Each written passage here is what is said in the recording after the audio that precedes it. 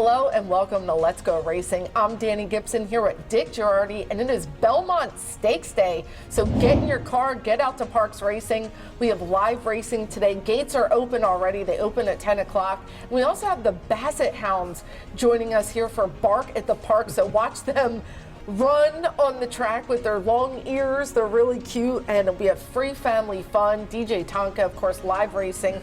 Then you can watch the big race on the big screen, and of course we're talking about the third jewel in the Triple Crown, the Belmont Stakes. No Triple Crown on the line, but a nice field of 9 for the Belmont.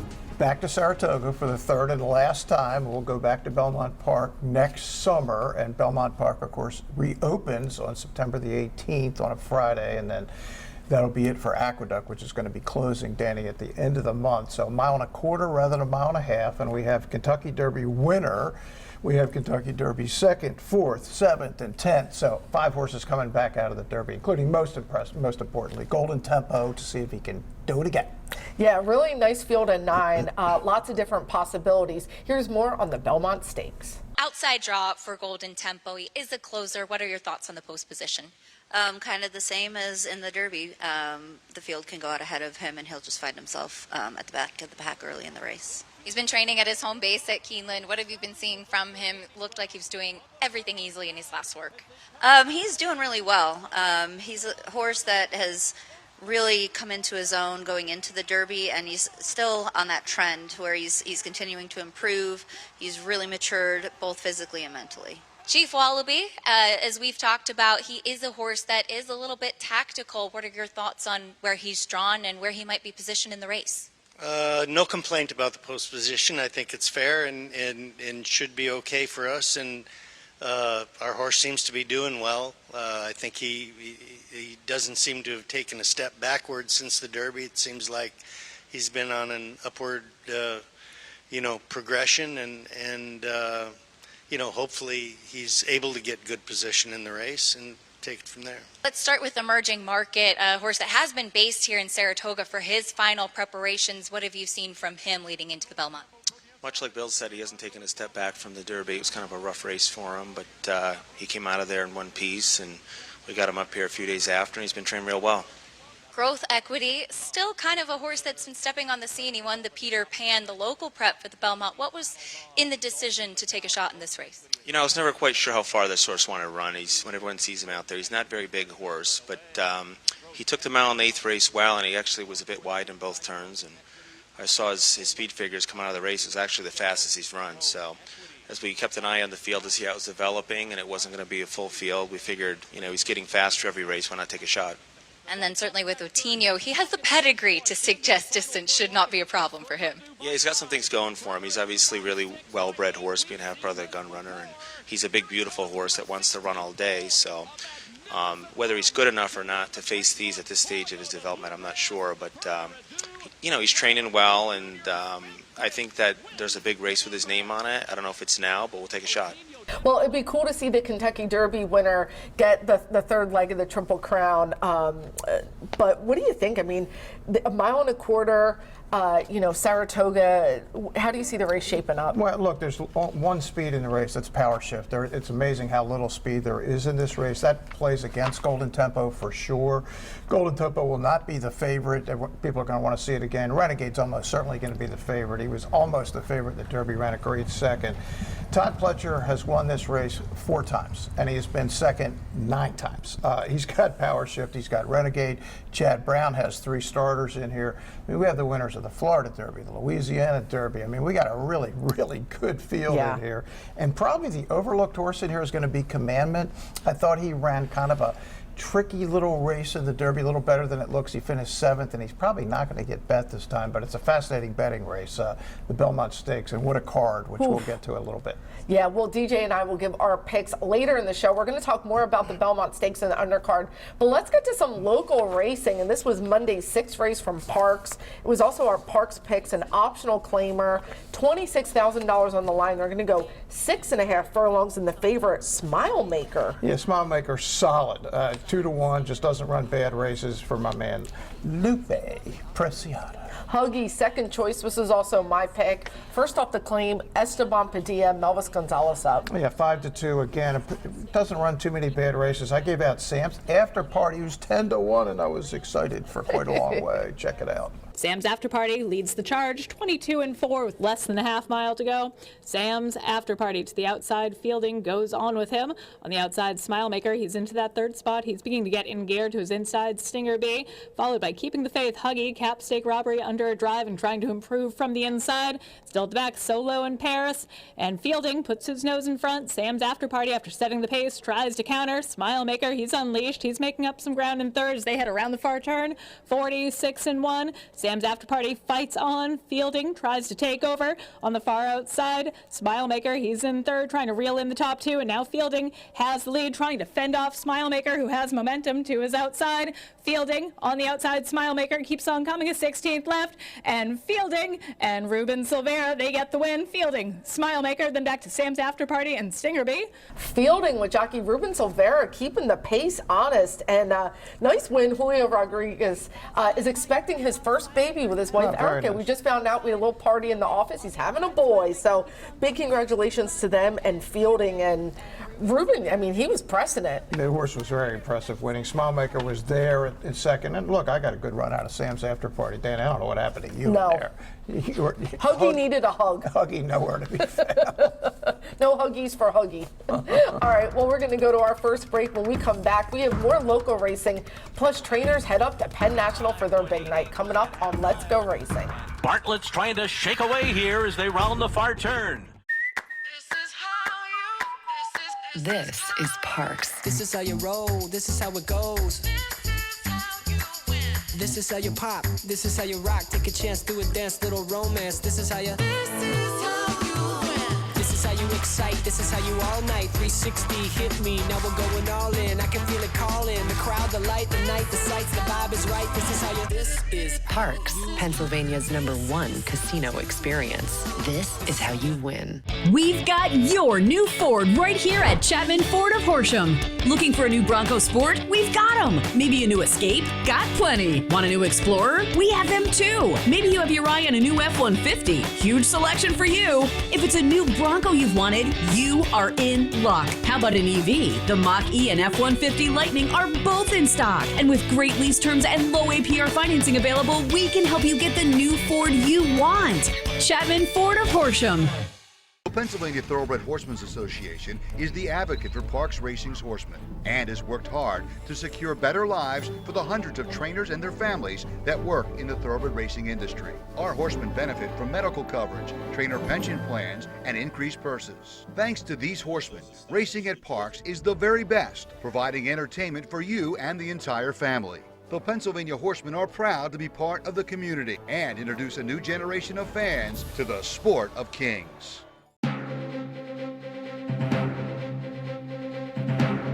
Welcome back, everyone, to Let's Go Racing. We have another local race to get to you from Parx. It's Tuesday's 8th race, a really competitive allowance optional claiming a few in for that $50,000 tag, and we'll see one get claimed out of the race, running for $52,000, 6.5 furlongs. And favorite is Duration, who's been super impressive. They bought him out of the digital sale. It used to be with Chad Brown, but Mike Pino's done a really good job since this horse broke his maiden. Yeah, 4-5 favorite, and Mike Pino having another sensational year. 30% winners here at Parx. Fire Pit, second choice. Lupe Preciado teaming up with Paco Lopez, and they're dear old friends. They enjoy a lot of time when they're down in Florida together. And Fire Pit, let's see if he gets back to his winning ways. Yeah, second off a layoff, Danny, and this horse has real serious back paper if he can get back to it. And with the lead, Waxbox, no easy days, presses the issue to his outside, 22 into a snappy opening quarter. They head into the far turn. Waxbox has the lead, no easy days. Fire Pit, he's on the inside. Duration moves up into that third spot. And it's Gordian Knot beginning to get in gear from back. He's in fifth. Global Steve, he's now last. Waxbox has the lead, but Company is coming to the outside. No easy days, turns up the tempo. Fire Pit, he's now in the clear, and he's beginning to make his move. They head around the far turn. Waxbox running a brave race, but now on the outside, looming Fire Pit. In between horses, no easy days. He is all out, and Gordian Knot, he's on the scene late as well. Fire Pit now takes the lead. lead, 45-4 for the half. Fire Pit on the far outside. Gordian Knot, he's flying late on the scene. A 16th left. Fire Pit, here comes Gordian Knot trying to make a race of it, but Fire Pit too good. Fire Pit overcoming a stumble at the start was just much the best, and Paco Lopez deserves a lot of credit. Just, he's such a professional, never panicked, got Fire Pit in position to win. And there's been a fun rivalry. Lupe Preciado's on the rail near where I stand in the morning, and he's been teasing with Mike Pino's exercise riders. The real Fire Pit was back. Yeah, he was back in a big way. And look, this horse ran in the Swale Stakes a couple of years ago. That tells you all you need to know about what Lupe thought of him. But yeah, he's back in a big way. That looked like a stakes race to me. All right, let's go to some national races. We go up to Penn National for the Leafard Stakes. This is PA bred fillies and mares going a mile and 16th on the turf, and the favorite is Motor-Rosa. Motor-Rosa coming in from New York for Riley Mott. Well, Keeneland, but is back. You know, Riley trains at all those places. But we're interested in Nature's Candy, the one for Hugo Padilla, who's having a year. And check out Nature's Candy. She's going to be there quite a long way. And it's Candy Reward, who comes out quickly on the outside from the rail. Nature's Candy and Christmas in Cairo is away running in third, just in behind them. Break of two back to Warriors Miss, and then Motor-Rosa to the outside. It's a big separation, 6 lengths back to Racy Ruby, who was second last early, and Jean Marie and John Velasquez biding their time. They're a good 15 lengths behind in the race to the first turn, where it's Nature's Candy leading the way. Nature's Candy went 22.86 for the opening quarter mile and heads to the backstretch a length and a half in front of Candy Reward in second. Then it's Christmas in Cairo, Motor-Rosa, now moving up on the outside into third, and it's a 6-length gap back to Warriors Miss. 4 lengths more in this strung out field to Racy Ruby. Jean Marie still way behind up the backstretch, but they're moving along up front. 46.35 was that half mile for front-running Nature's Candy and Andy Hernandez. They're almost a length in front. Candy Reward, that closest pursuer, second. Motor-Rosa and Manny Franco now within 3 lengths of the lead with 3 furlongs to go. The others still well behind as they round the far turn. Nature's Candy has been in front every step of the way. Candy Reward and Motor-Rosa making their moves now on the outside. These 3 have put 8 lengths in front of the field as they come to the top of the stretch in the Leafard. And Motor-Rosa makes her move on the far outside. Comes up after Nature's Candy with 1 furlong to run. These 2, Motor-Rosa to the front. Nature's Candy back into second, and then comes Candy Reward in third, but Motor-Rosa and Manny Franco are home free in the Leafard. Motor-Rosa getting the win, but Nature's Candy, like DJ pointed out before we got to the race, a really good second for Hugo Padilla and Andy Hernandez. That's one of the great exactas in life. I've made so much money on this, Danny, over the years. You get a solid favorite like Motor-Rosa, and you get a lone speed, which isn't quite good enough. You can see the race the whole way, and man, it just came in cold at 51. Oh, well, we like it. Let's stick with the PA breds at Penn National. This is the Alphabet Soup, a mile and 16th on the turf. Favorite is Bartlett, who comes in very fresh to the race. John Service, the trainer, for our good friend Greg Newell. Yeah, the question is, how far does this horse want to go? Last time, I bet him last time at Laurel at 27-1. Got run down by a real good Grand Motion horse, Cruise the Nile. But yeah, Bartlett's certainly going to be loose on the lead again in this race. And Brittany Russell, we see her do so well down at Laurel. She was just in the Preakness Stakes. Well, she is F35 second choice favorite right here. Yeah, and this is by a really good young sire, Yoshida, who was he left the U.S. really fast, but remember him as a real good turf horse. So, yeah, F35, the danger for sure. Bartlett is the leader under Frankie Pennington, on top by a half a length. Last year's winner, Fierce and Strong, is second on the outside. 2.5 to Ohio Joe.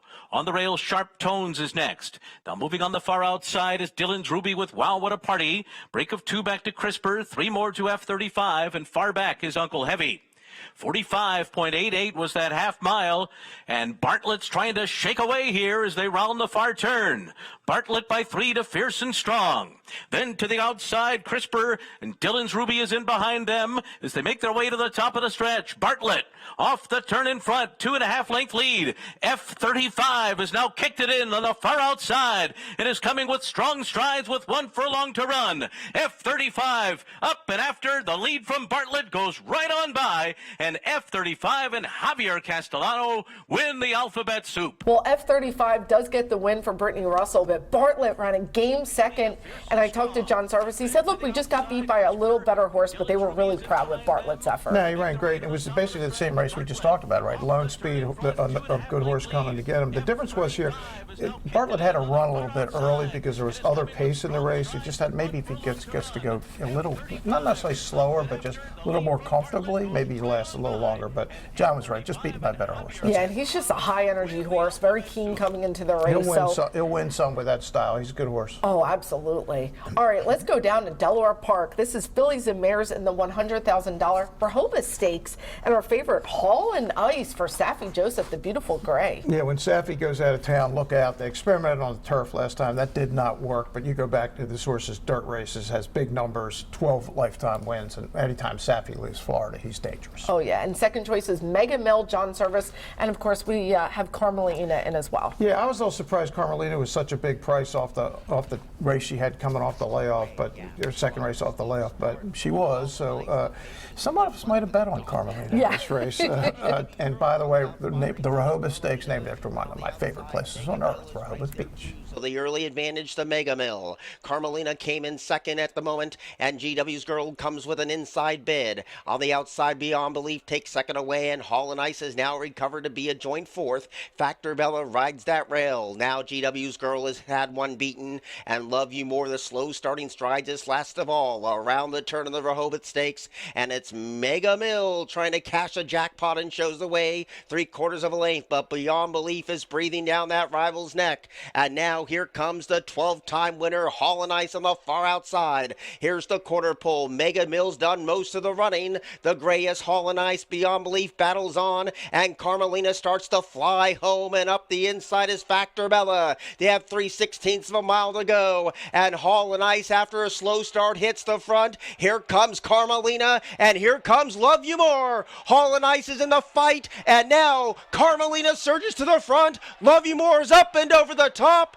Love You More has won the Rehoboth Stakes. Love You More gets the win for trainer Horatio De Paz and Angel Cruz, who's a really talented rider down the Mid-Atlantic region. But Carmelina, she looked like she almost did it. She got blocked, but she was so all heart to get second. Yeah, that was a tough 15-1 beat for some of us in life. Hall and Ice just didn't really pop like she normally does. She's won 8 stakes, but hey, she just had a bad day. Yeah, Carmelina, we're so proud of our girl. Well, let's go out to Churchill Downs. This is the $275,000 Grade 3 Aristides Stakes, and Cornucopian post-time favorite and Bob Baffert really making his presence known out in the Kentucky circuit now. Yeah, he's basically like moving a lot of his stock to Kentucky. He's talking about even buying a house there. I don't know if that also means he's not going to be in California. We shall see. But yeah, Cornucopian comes out of the Churchill Downs Stakes on Derby Day, which was won by that amazing T.O. Elvis, the Japanese horse who ran the best sprint race of the year so far in this country. And we're interested in Madhouse, obviously last year's Gallant Bob winner,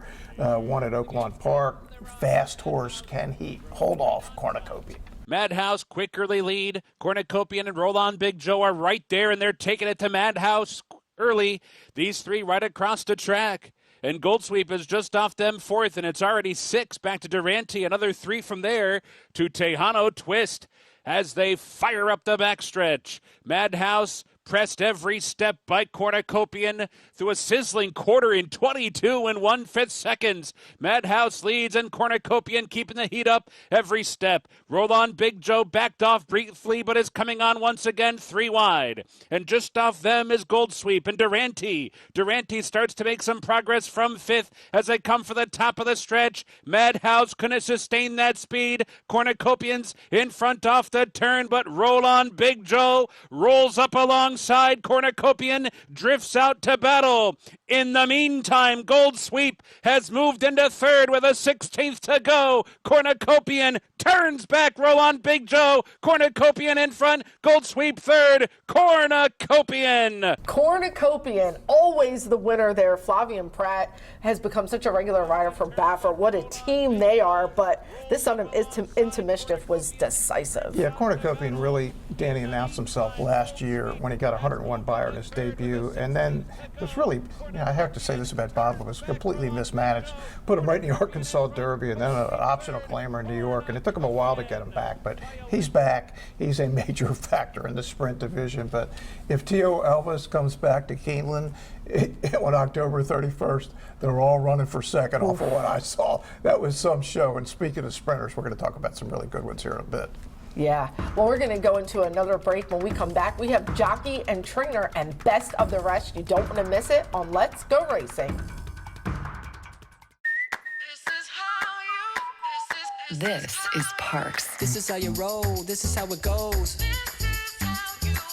This is how you pop, this is how you rock. Take a chance, do a dance, little romance. This is how you.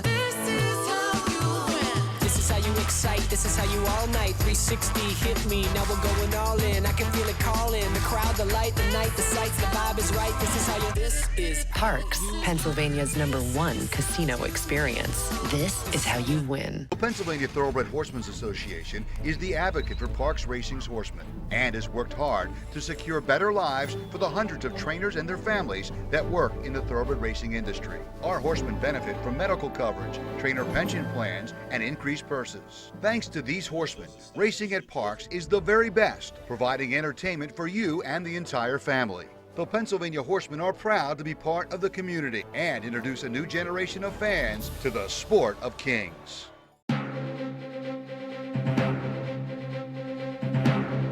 Welcome back, everyone, to Let's Go Racing. We now see who this week's Jockey of the Week is, and it's an apprentice that's making a lot of noise now. Congratulations to apprentice jockey Noel Herman on being named this week's Jockey of the Week at Parx Racing. Noel had an impressive 2-win day on Monday with both mounts, earning him the Jockey of the Week title, sponsored by NovaCare. One of our trainers had a really good week, and we're going to tell you who this week's Trainer of the Week is. Congratulations to Ed Coletti Jr., this week's Trainer of the Week at Parx. 3 winners in his last 3 starts. Team Coletti is on a roll, earning him Trainer of the Week, sponsored by the Tunnel to Towers Foundation. Time for our Turning for Home Family Photo of the Week. This is Problems Abound. Great job by partner firm Castle Rock, June Hillman. Problems Abound is living her best life off the track here, pictured with her new best friend, horse and human. They're living in Maryland together. Well, time for best of the rest. We go back to Penn National for their big race, the Grade 3 Penn Mile. 3-year-olds on the turf, $400,000, and pretty nice field here, but look out for Appyland. Yeah, Appyland ran an unbelievable race in here. Honey Dutch is the favorite at 2-5. Ends up hitting the rail here in a stretch, but the 7s are going to blow this field away. Danny, if you look at the last race these horses were in, it was in the American Turf against the best 3-year-old turf horse in the country. Stark contrast for our man, Michael McCarthy. Absolutely. All right, now time for the 3-year-old fillies in the Penn Oaks. Miguel Clement sends out Bendigara. Yeah, first time in the U.S., coming in from France. He didn't really know what the deal was, but man, this horse was super impressive. Wasn't particularly fast, but she's going to come from mid-pack, end up winning by about a length. The 6 horse with Miguel Clement at the white. All right, great night for them at Penn. Let's go to this week's PTHA Trophy race. It was Tuesday's 4th race. 12-5 claimers going 6.5 furlongs, and Change Your Name just broke its maidens, going for his 2nd win. The horse was 0 for 20, Danny, and then finally figured out how to win, and then said, you know what, I liked winning. Why not just do it again? At even money, Change Your Name can hold on to his name after a while, after going 0 for 20. Now he's 2 for 2 in the last 2. And me and jockey Michael Sanchez talked about that very angle. The light bulb came on for this 5-year-old. Here's me and jockey Michael Sanchez. Take us through your trip, because you got a lot of company at the end. Yeah, you know what? Last time he won wire to wire, so I wanted to do the same thing.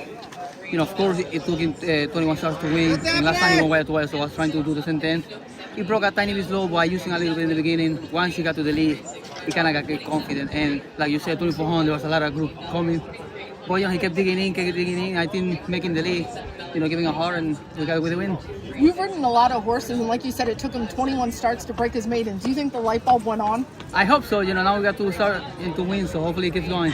All right, we're going to head to our final break. When we come back, DJ and I will give you our picks in the big Belmont Stakes and talk about the undercard and much more coming up on Let's Go Racing. This is Parx. This is how you roll, this is how it goes. This is how you pop, this is how you rock. Take a chance, do a dance, little romance. This is how you. This is how you win. This is how you excite, this is how you all night. 360 hit me, now we're going all in. I can feel it calling, the crowd, the light, the night, the sights, the vibe is right. This is how you. This is Parx, Pennsylvania's #1 casino experience. This is how you win. The Pennsylvania breeding program is the best program in the country. The Stallion Awards, the owner bonuses, also the restricted races and the stakes races for Pennsylvania breds. This year, 8 breeders are on track to earn over $200,000 in Breeders' Awards, and 2 could hit the $1 million mark. We have the best program in the country. Take advantage of the fantastic program that we have. Learn more at pabred.com. All right, we are back here on Let's Go Racing, and huge day today around the country, but all eyes will be up at Saratoga. Belmont Stakes Day, spectacular undercard. What can we look out for? Yeah, look, big event days are everything in this sport, and this is one of the biggest event days of the year. I wrote about it on letsgoracingparx.com this week. But Danny, we got the True North, might be the greatest Grade 3 race in history. Ben Tornado, last year's Breeders' Cup Sprint winner, against last year's Eclipse Award winning sprinter, Bookham Dano. How about that? Awesome. For race number 8. Then race number 10, the Woody Stevens, Obliteration, Oof. And the fastest 3-year-old in the country, Crude Velocity for Baffert, the Penn Mile, Nisos, PA Derby winner, Saudi Crown, and my pick in this race, Journalism. I think this race sets up perfect. He's been waiting for this distance. The 12th, the Manhattan. How about Deterministic and our man Kendrick, and Rhetorical was so impressive on Derby Day. This is some undercard. This is like Breeders' Cup Saturday. This is awesome. So excited to get handicapping. Of course, DJ and I are going to give you our picks here in the Belmont Stakes. It's the 13th race on the card. Of course, we talked about it going a mile and a quarter. The 3-year-olds running for $2 million. I'm going to go with Renegade. I think today's the day. I think he's not going to have to deal with all that traffic, and I think he's going to get that clear kick home. He's the most logical horse in the race. He's also going to be the favorite. I like a long shot. I like the other Pletcher. I like Power Shift. He's absolutely lone speed. Put a line through his Tampa Bay Derby. He just was eliminated at the start. I thought his maiden special was great, and he's good, or his allowance race was good, and I think he's going to get not bet at all. Yeah. And I'm going to give you a 2-7 exact, a Power Shift over Commandment. It's going to pay a fortune, and I will have a fortune if it comes in. Nice. Lunch on DJ. You now, heard more it here than first. Lunch. Ooh, dinner. And dinner. I love it. Lunch and dinner. All right, well, join us out here at Parx Racing if you're not heading up to Saratoga. We have live racing. We have the Basset Hounds with Bark at the Park. We have family fun. It's going to be a great day right here at Parx. And check out Gate to Wire. You can check it on the Let's Go Racing Parx YouTube account.